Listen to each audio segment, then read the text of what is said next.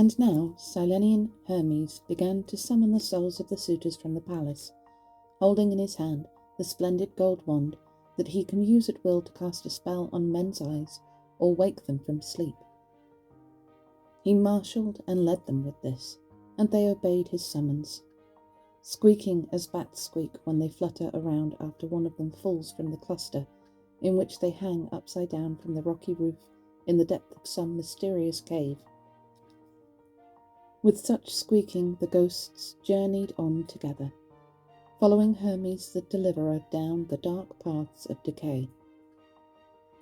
Past Ocean Stream, past the White Rock, past the gates of the sun and the region of dreams they went, and before long they reached the meadow of Asphodel, which is the dwelling place of souls, the disembodied wraiths of men. Here they encountered the souls of Peleus' son Achilles, of Patroclus, of the handsome Antilochus, and of Ajax, who in stature and in manly grace was second to none of the Danaans except the peerless son of Peleus. These were gathered around Achilles' soul, and now there came near them the soul of Agamemnon, Atreus' son, who came to them plunged in grief and surrounded by the souls of all that met their doom and died with him in Aegisthus' house. Achilles' soul addressed him first. Agamemnon, we used to think of you, among all our princes, as the lifelong favourite of Zeus the thunder lover, because of the size and bravery of the army you commanded in the land of Troy when we Achaeans suffered so much. But you too were to be visited in your prime by that deadly fate which no man born can evade. How I wish you could have met your doom and died at Troy in the full enjoyment of the honour due to you as our leader. For then the whole nation would have joined in building you a mound, and you would have left a great name for your son to inherit. But instead you were doomed to die a pitiable death. Hello, Mango.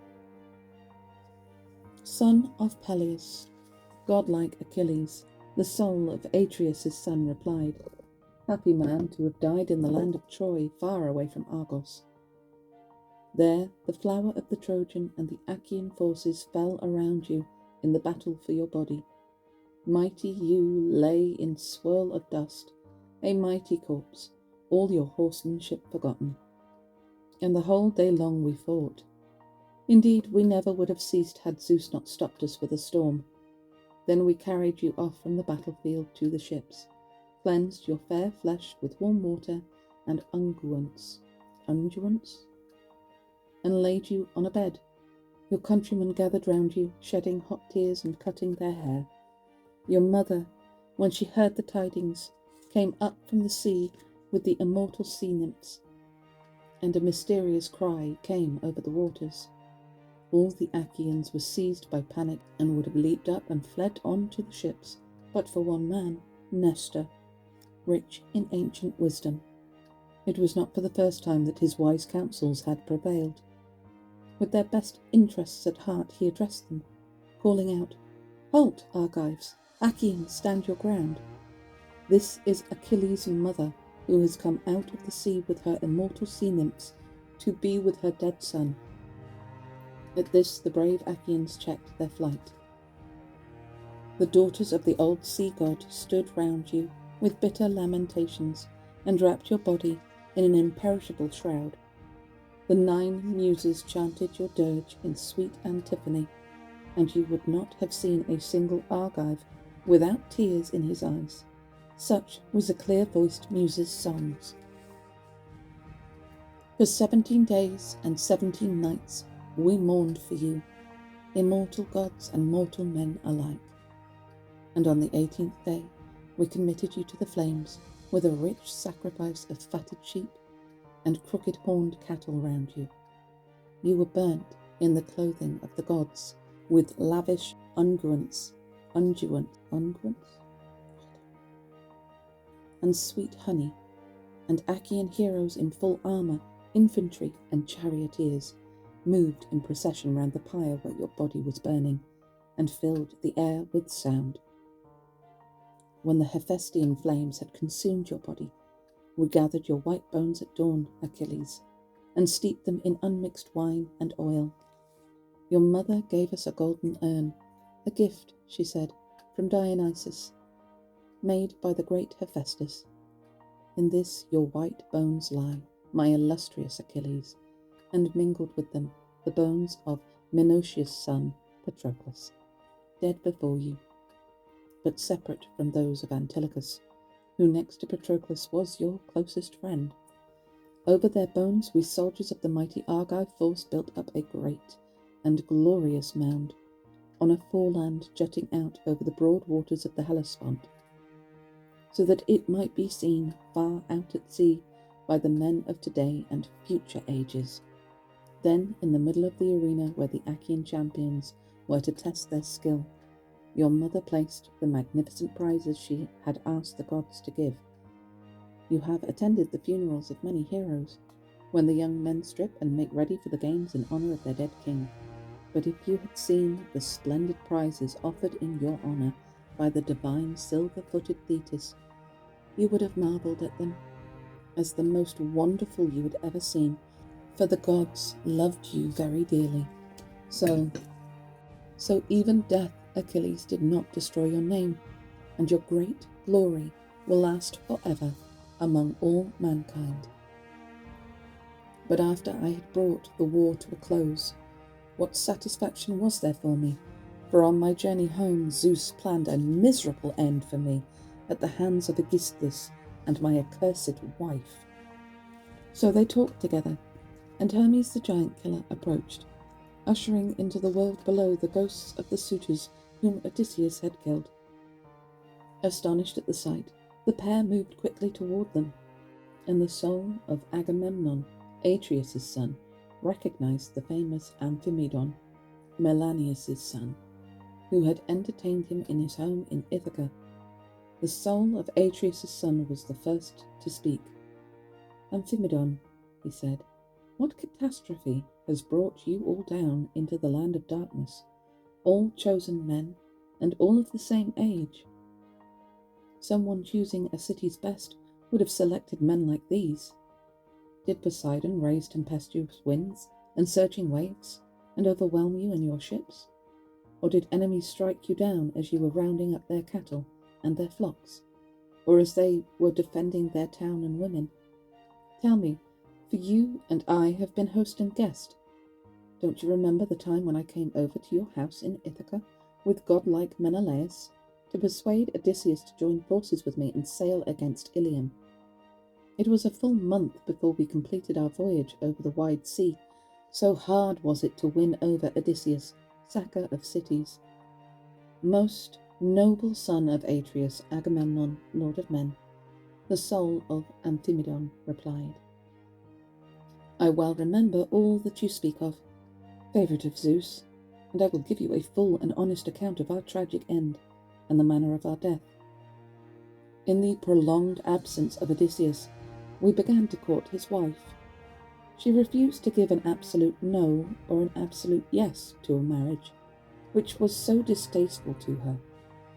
But scheming and said to bring about our downfall and our death, she devised this trick. On her loom in her house, she set up a great web and began weaving a large, delicate piece of work. And she said to us, My lords, my suitors, now that noble Odysseus is dead, restrain your ardour. Do not urge on this marriage till I have done this work, so that the threads I have spun may not be altogether wasted. It is a shroud for Lord Laertes, when he succumbs to the dread hand of remorseless death that stretches all men out at last. I must not risk the scandal there would be among my countrywomen here, if one who had amassed such wealth were laid to rest without a shroud. That is what she said, and we magnanimously consented. So by day she used to weave at the great web, but every night had torches set beside it and undid the work. For 3 years she took us in by this stratagem. A fourth began, and the seasons were slipping by, when one of her women, who knew all about it, gave her mistress away. We caught her unravelling her beautiful work, and she was forced, reluctantly, to complete it. But no sooner had she woven the great web, laundered the robe, and shown it to us gleaming like the sun or moon, than some evil god landed Odysseus out of the blue in a distant corner of his estate, where the swineherd had his hut. Noble Odysseus' son, just back from sandy Pylos in his black ship, made for the same place. The two of them plotted our assassination and made their way to the famous city of Ithaca, or rather, Telemachus went first, and Odysseus followed later. The swineherd brought him down disguised in rags, and looking like a wretched old beggar as he hobbled along with his staff. In the miserable clothes he was wearing, none of us, not even the older members, realized that this was Odysseus when he suddenly appeared among us. In fact, we abused and insulted him, and threw things at his head. For the moment he put up patiently with the abuse and the blows in his own palace. But when the will of Zeus, lord of the Aegis, stirred him, with Telemachus' help, he removed the excellent weapons they possessed and stowed them in the storeroom, and bolted the doors. Then, in his cunning, he persuaded his wife to set out in front of the doomed suitors a bow and some grey iron axes, to be a test of our prowess and the instruments of our death. Not one of us could string the mighty weapon. We were far too weak. But when it came to handing the great bow to Odysseus, we all protested loudly that he should not have it, however much he argued. Telemachus was the only one who encouraged him and told him to take it. And so the patient, good Odysseus got his hands on the bow, which he strung without effort, and shot through the iron rings. Then he leapt onto the threshold, and with murder in his eyes, tipped out his swift arrows, and shot Lord Antinous, after which, aiming carefully, he shot at the rest of us with his deadly shafts. We fell thick and fast, and it was obvious that some god was on their side, for in their fury they charged through the hall and hacked us down right and left. As heads were smashed, ghastly screams filled the halls, and the whole floor ran with blood. That, Agamemnon, is how we were destroyed, and our corpses still lie uncared for in Odysseus' palace, as the news has not yet reached our homes and brought our friends to wash the dark blood from our wounds, to lay our bodies out and mourn for us, as is a dead man's right. Son of Laertes, shrewd Odysseus, the soul of Agamemnon, son of Atreus, cried, "You are a fortunate man to have won a wife of such preeminent virtue. How faithful was your flawless Penelope, Icarius' daughter! How loyally she kept the memory of the husband of her youth! The glory of her virtue will not fade with the years, but the deathless gods themselves will make a beautiful song for mortal ears in honour of the constant Penelope. What a contrast with Clytemnestra, the daughter of Tyndareus, and the infamy she sank to when she killed me, the husband of her youth. The song men will sing of her will be one of detestation. She has destroyed the reputation of her whole sex. Fuck you, Agamemnon. Virtuous women and all." Those were the words that passed between them as they stood in Hades' halls, under the secret places of the earth. Odysseus and his party left the town behind, and before long had reached the rich and well-run farmlands of Laertes, which he had reclaimed from their natural state by his own exertions long ago. Here was his cottage, surrounded by outbuildings, where the serfs that laboured for him had their meals and sat and slept.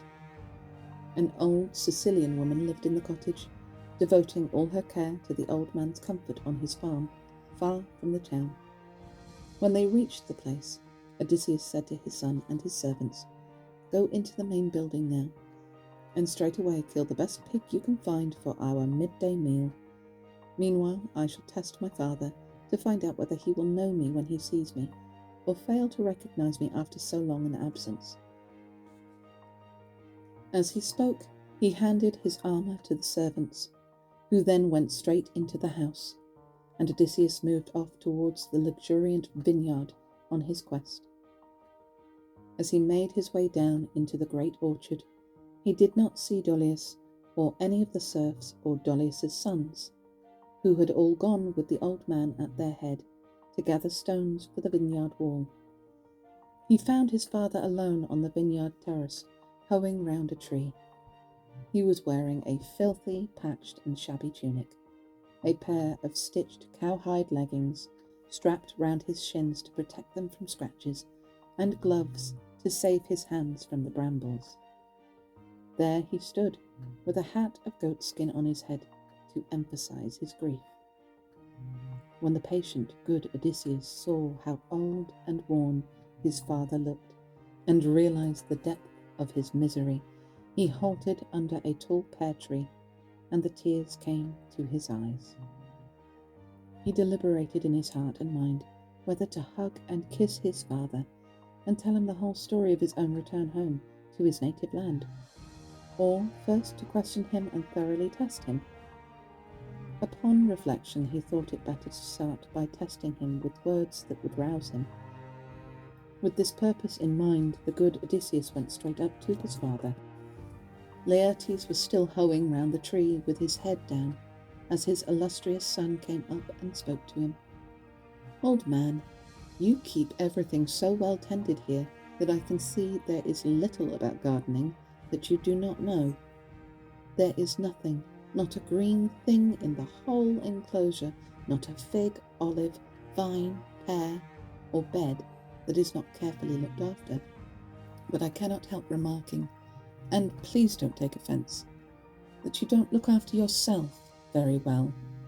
In fact, what with your unkempt appearance and your shabby clothes, old age has hit you very hard. But it can't be on account of any laziness that your master fails to look after you, nor is there anything in your build and size to suggest the slave. You look more like a man of royal blood, the sort of person who sleeps on a soft bed when he has had his bath and dined. This is how the old should be treated. However, tell me the truth. Whose serf are you, and whose is this garden you look after? And tell me honestly, I need to be sure. Am I really in Ithaca?" A fellow I met on my way up here just now assured me that I was, but he was not very obliging. He couldn't be bothered to answer me properly or listen to what I said when I mentioned a friend of mine and asked whether he was still in the land of the living or dead and gone to Hades' halls. Listen, I'll tell you about him. Some time ago in my own country, I was host to a man who arrived at our house and proved the most attractive visitor I have ever entertained from abroad. He said he was an Ithacan, and that Arceisius' son Laertes was his father. I took him in, made him thoroughly welcome, and gave him every comfort that my rich house could offer, including presents worthy of his rank. 7 talents of wrought gold he had from me, a solid silver wine bowl with a floral design, 12 single-fold cloaks, 12 rugs, 12 splendid robes, and 12 tunics.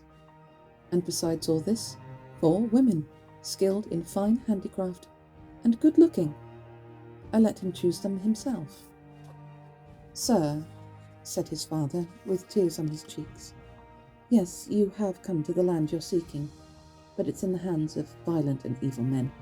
The gifts you lavish on your friend were given in vain, though had you found him alive in Ithaca, he would have sent you on your way with an ample return in presents and hospitality, as is right when such an example has been set.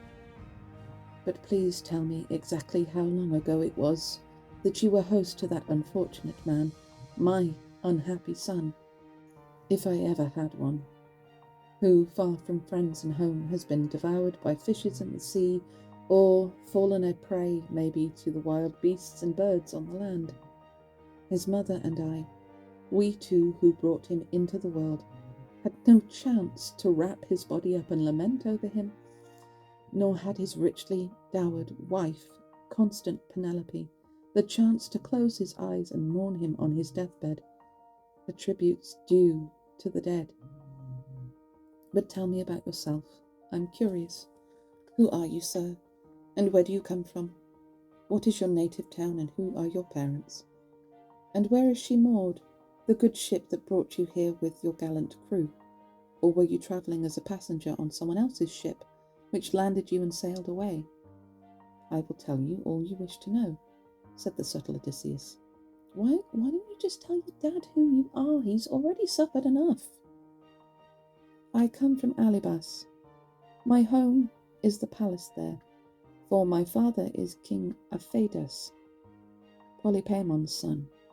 My own name is Eperitus. I sailed from Sicania, but some god drove me here against my will, and my ship is anchored opposite open country some way from the town. As for Odysseus, it is 5 years since he bade me farewell and left my country. Ill-fated man. And yet the omens when he left were good. Birds on the right, which pleased me as I said goodbye, and pleased him as he started out. We both had every hope that we should meet again as host and guest, and give each other splendid gifts. When Laertes heard this, a black cloud of misery enveloped him.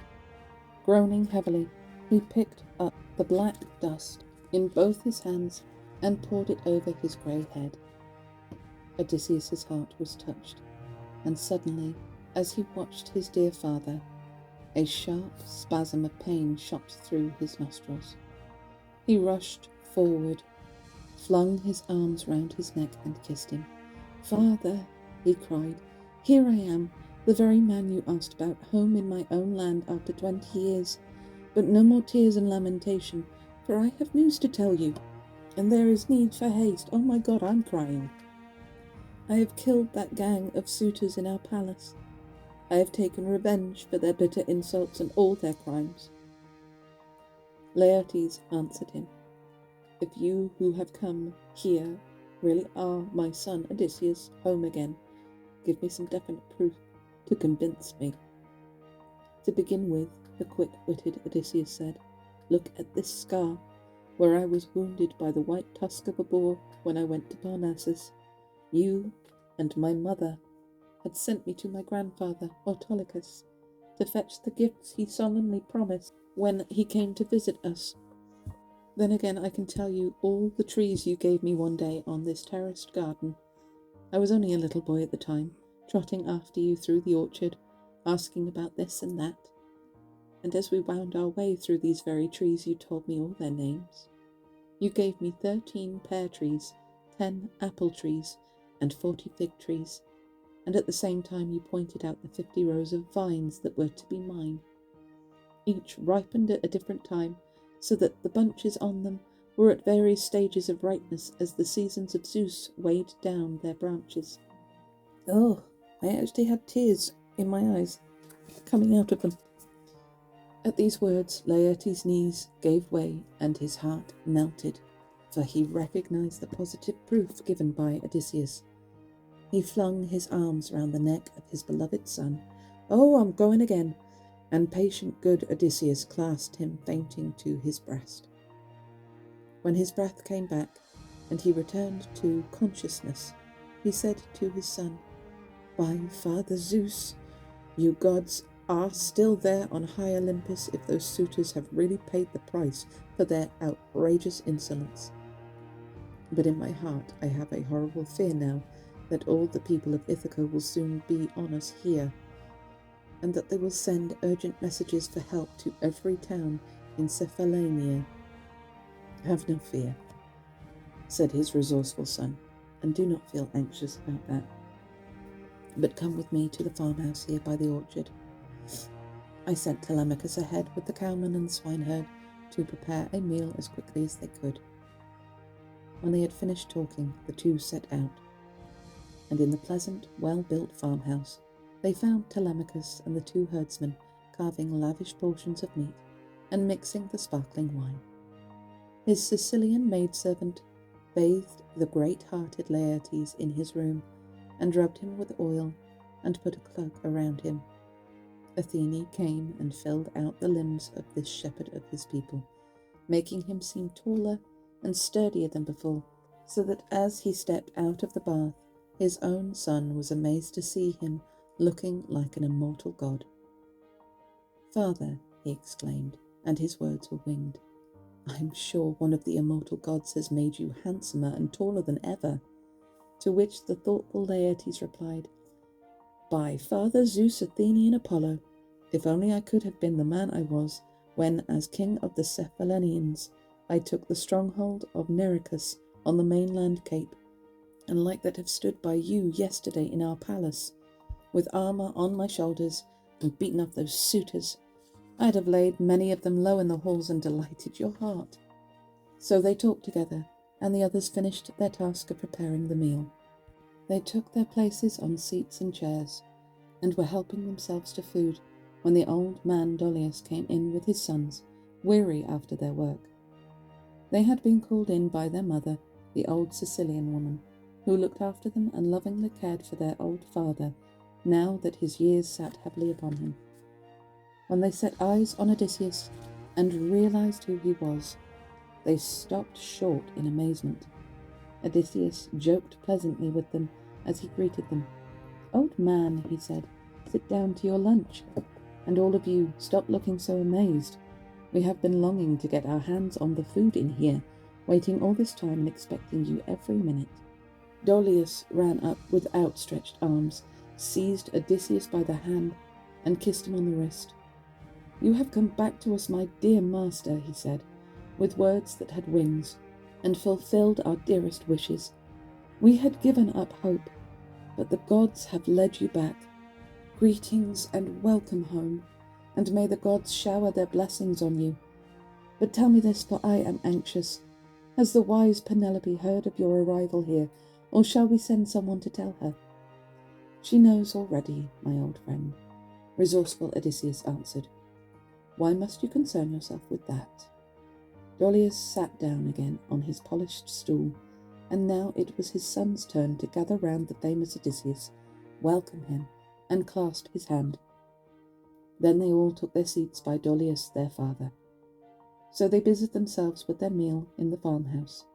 But rumour, the messenger, flew rapidly through the town with the fateful news of the suitor's hideous death.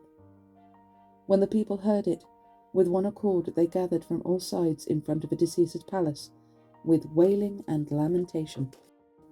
They carried out the corpses, and each group buried their dead. The corpses from other towns were put on ships and sent home in the care of the crews. Grieving, they made their way in a body to the meeting place, and there, when they were all duly gathered, Eupeithes rose to address them. His heart was heavy with inconsolable grief for his son Antinous, the asshole, the first of the great Odysseus's victims. Friends, he began, weeping for his son, what terrible harm this man has done to us Achaeans. He sailed away, taking many of our fine young men in his hollow ships. But he lost his ships, he lost his men, and now on his return he has killed the best of the Civilisations. Quick, now, before he can escape to Pylos or to sacred Elis, where the Epeans rule, let us make a move, or our shame will last forever. We shall be disgraced, even in the eyes of generations yet unborn, if we do not avenge ourselves on the murderers of our sons and brothers. I, for one, should find no further pleasure in living, but should prefer to die and join the dead. Let us make a move, or they may be across the seas before we can stop them. His tears and words stirred all his countrymen to pity, but at this moment Medon and the divine minstrel appeared. On waking they had come straight from the palace, and now took their stand in the centre of the assembly. Everyone was amazed, but the wise Medon spoke out. Listen, fellow Ithacans, it was not against the will of the deathless gods that Odysseus carried out his plans. With my own eyes I saw an immortal, who looked exactly like Mentor, standing at his side, and this immortal was at one moment ahead of Odysseus, cheering him on, and at the next storming through the hall, striking terror into the suitors. They fell in heaps. At these words the blood drained from their cheeks, and now the hero, old Halitherses, master's son, was the only man there who could look into the future as well as into the past, rose up to give them some well-meant advice. Ithacans, he cried, listen to what I have to say. Your own stupidity, my friends, is to blame for what has happened. You would not listen to me or to Mentor, the shepherd of the people, when we urged you to check your sons in their career of folly. They were guilty of a great wrong because they wickedly abandoned all standards of civilized behavior, plundering the estate and insulting the wife of our greatest man, whom they counted on never seeing here again. Be persuaded by me, let us not make a move, or I fear that some of you may bring doom on your heads. At the end of his speech, some of them remained where they were, but more than half leaped to their feet with loud war cries, rejecting his advice, and following that of Eupithes, the great persuader. They rushed to arms, equipped themselves with their gleaming bronze, and mustered outside the spacious town. Eupithes in his folly took command. He saw himself avenging his son's death, though he was never to come back alive, but was to meet his fate in that very place. It was now that Athene said to Zeus, "Father of ours, son of Cronos, king of kings, answer my question and say what thoughts are hidden in your heart. Will you further this strife with its horrors and turmoil, or establish peace between the two sides?" To this, Zeus the cloud-gatherer replied, "My child, why come to me with such questions? Was it not your own idea that Odysseus should return and avenge himself on his enemies? Act as you please, but I will tell you the best way. Since the noble Odysseus has had his revenge on the suitors, let them make a treaty of peace to establish him as king in perpetuity, and let us wipe from their minds the memory of the slaughter of sons and brothers. Let them be friends as before, and let peace and plenty prevail." Wait, so you're going to make a whole load of people just forget that they ever had sons? With this encouragement from Zeus, Athene, who had already set her heart on action, flashed down at once from the peaks of Olympus. In the farmhouse, after they had enjoyed a satisfying meal, the patient good Odysseus said, "Will one of you go and see whether they aren't close to us already?" At his bidding, one of Dolius' sons jumped up and went to the threshold. Standing there, he saw them all quite close and called to Odysseus with words that flew, "They are on us! Quick, to arms!" Whereupon they leaped up and put on their armour, Odysseus and the three with him, and Dolius' 6 sons. Laertes and Dolius, grey-headed though they were, also armed themselves, warriors by necessity. When all were clad in gleaming bronze, they opened the gates and went out, Odysseus leading. They were now joined by Athene, daughter of Zeus, who had assumed Mentor's appearance and voice. The patient, good Odysseus was overjoyed to see her. He turned at once to his dear son and said, "Telemachus, when you find yourself in the thick of battle, where the best men prove their mettle, you will soon learn how not to disgrace your father's house. In all the world there has been none like ours for courage and manliness." And the thoughtful Telemachus replied, "If you care to, father, you will see me in my present mood by no means disgracing my father's house, as you put it." Laertes was delighted.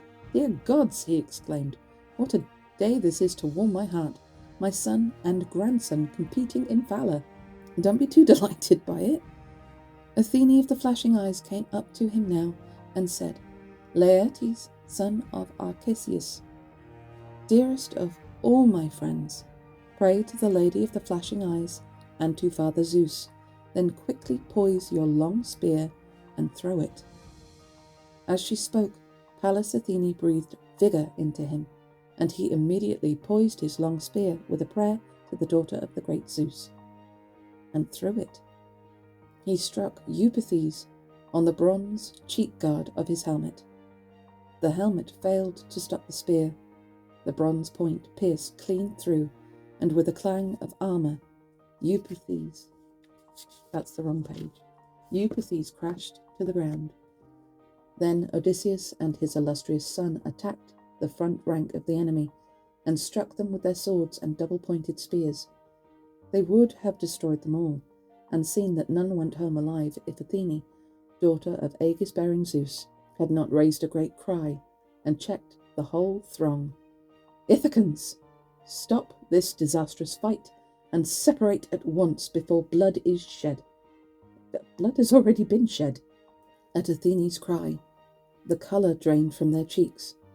In terror at the sound of her voice, they let their weapons drop from their hands to the ground. Then they turned and made for the city for dear life. The much-enduring good Odysseus raised a terrifying war cry, gathered himself together, and pounced on them like a swooping eagle. But at this moment Zeus flung a flaming thunderbolt, which fell in front of the bright-eyed daughter of that formidable sire.